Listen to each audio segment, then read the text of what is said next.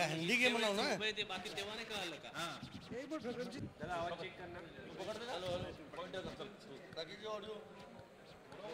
Audio check. विजयानंतर या ठिकाणी पोहोचलेले अनेकांना धास्ती देणारा असा तुमचा विजय आहे. दिल्लीत पोहोचलाय, काय भावना आहेत? आज दिल्ली तसे माझ्यासारख्या एका सर्वसामान्य कार्यकर्त्यासाठी ही नवीनच आहे. तशी दिल्ली तर नवीनच आहे, पण लोकसभेची निवडणूकसुद्धा एक अविस्मरणीय निवडणूक झाली. कारण माझा राजकीय जीवन प्रवास पाहिला तर एकदम खडतर आणि सर्वसामान्य कुटुंबातला, कुठला राजकीय वारसा नसताना ग्रामपंचायतचा सदस्य, सरपंच ते खासदार या पदापर्यंत पोहोचण्याचा बहुमान मला माझ्या मतदारसंघातील मायबाप जनतेने दिला. नेते मंडळीने माझा विश्वास टाकला, तो विश्वास खऱ्या अर्थाने सार्थकी ठरवला आणि आज दिल्लीमध्ये आल्यानंतर एक वेगळं पण पाहायला मिळालं. कारण कधी आपण स्वप्नात न पाहिलेली दिल्ली आज आपल्याला प्रत्यक्षरित्या संसदेत जाण्याचा बहुमान मिळणार आहे. हा आजचा दिवस म्हणजे माझ्यासाठी एक भाग्याचा दिवस आहे. तुम्ही निवडून आला त्याच्यानंतर तुमचे जे समोरचे विरोधक होते त्यांनी शुभेच्छा दिल्या का? नाही, राजकारणात मला अजून तर काही शुभेच्छा नाही आल्या, पण त्यांच्या शुभेच्छा जरी आल्या नाही पण त्या शुभेच्छा ग्राह्य धरून आपण पुढे काम करायचं. तुमच्यासमोर काय प्रश्न आहेत? लोकसभेचा 24 तारखेपासून अधिवेशन सुरू होतं. माझ्या मतदारसंघाची भौगोलिक परिस्थिती पाहिली तर बहुतांशी भौगोलिक परिस्थिती एक ग्रामीण टच मतदारसंघ आहे आणि सध्या मला निवडणुकीमध्ये एक प्रामुख्याने काही प्रश्न माझ्यासमोर आले, ते म्हणजे कांद्याची निर्यात बंदी आणि दुधाची दरवाढ. हे प्रश्न आता ज्वलन प्रश्न आहे. बाकी काही पाण्याचे प्रश्न आहे, काही शेतीचं पाणी आणि पिण्याचं पाणी, काही औद्योगिकरणाचे प्रश्न आहे. हे सगळे प्रश्न आपण सोडवणार येणाऱ्या कालखंडामध्ये सोडवण्याचा प्रयत्न करणार आहे.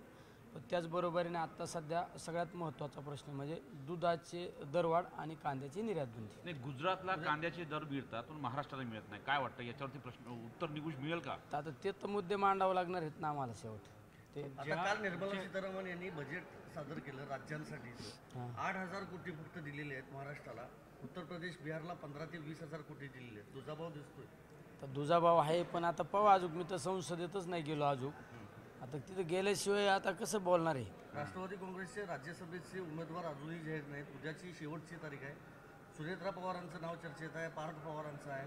परत घरातलाच उमेदवार दिला जातोय असं अजित पवारांसमोर कुटुंब की पक्ष असा सवाल उपस्थित झाला. शेवट दादा एका पक्षाचे नेते आहेत, ते त्यांचा निर्णय घेतील. ते माझ्यासारख्या एखाद्या छोट्या कार्यकर्त्यांनी इतक्या मोठ्या राजकीय लेवलवर भाष्य केलेलं न केलेलं बरं. लंकेश साहेब नेहमी अजितदादाबद्दल बोलताना सांभाळून बोलतात, बाकीच्यांना अंगावर घेतात, असं का? नाही, मी कोणालाच अंगावर घेत नाही आणि शेवट मी कामाला महत्त्व देणारा माणूस आहे. पुढल्याची रेष आहे ना पुसण्यापेक्षा ना आपली रेष वाढवायची. त्यामुळं या भानगडीत कशाला पडायचं? आपण गरीब माणसं आहेत. आपण एक शेवटचा प्रश्न. तुम्ही म्हणाले होते की निवडणुकीच्या दरम्यान एक चर्चा झाली होती की संसदेत मराठी आणि इंग्रजीचा वाद सुरू झाला होता. का दिल्लीत आला तुम्ही का इंग्रजी दडे बिडे कसं लावायचे काय ठरले? नाही, दडे लावायची गरज नाही. मी तर बऱ्याच वेळा सांगतो, माणूस काय त्याच्या आईच्या पोटातून शिकून येतो का? पण एकदा पाण्यात पडल्यावर माणूस पोहायला शिकवतो ना, तशी गंमत आहे. परिस्थिती आता बघतो, जरा अंदाज घेतो ना. मला तर अजून संसद कुठल्या बाजूला आहे आणि कुठून आत जायचं हेच माहीत नाही. तर आत गेल्यावर बरोबर शिकणार आहे. कुठं मराठी भाषा, पुढल्या माणसाला कोणती भाषा अभिप्रेत आहे तशा भाषेतच मला बोलावं लागणार आहे ना. जर मी एखाद्या भाषेत बोललो, समोर ज्याच्यासमोर मला प्रश्न मांडायचे त्याला ती भाषा जर त्यांना कळत नसेल तर मग त्या भाषेतच बोलावं लागेल ना.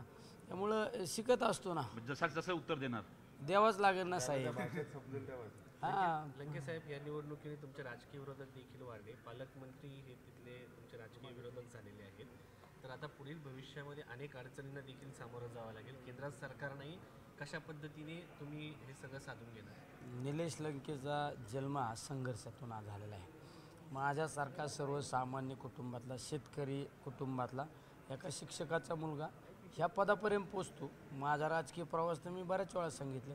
म्हणजे माझा 2010ला सरपंच, 12ला पंचायत समिती सदस्य, 14ला उपसभापती, 17ला जिल्हा परिषद सदस्य म्हणून जिल्हा परिषद सदस्य झालो, 19ला आमदार झालो आणि आता 24ला खासदार झालो. हे सगळं संघर्ष उकळून पेलो आहे ना आम्ही. त्यामुळे हे काय आमच्यासाठी नवीन नाही. संघर्ष, विरोधक हे आमच्यासाठी नवीन नाही.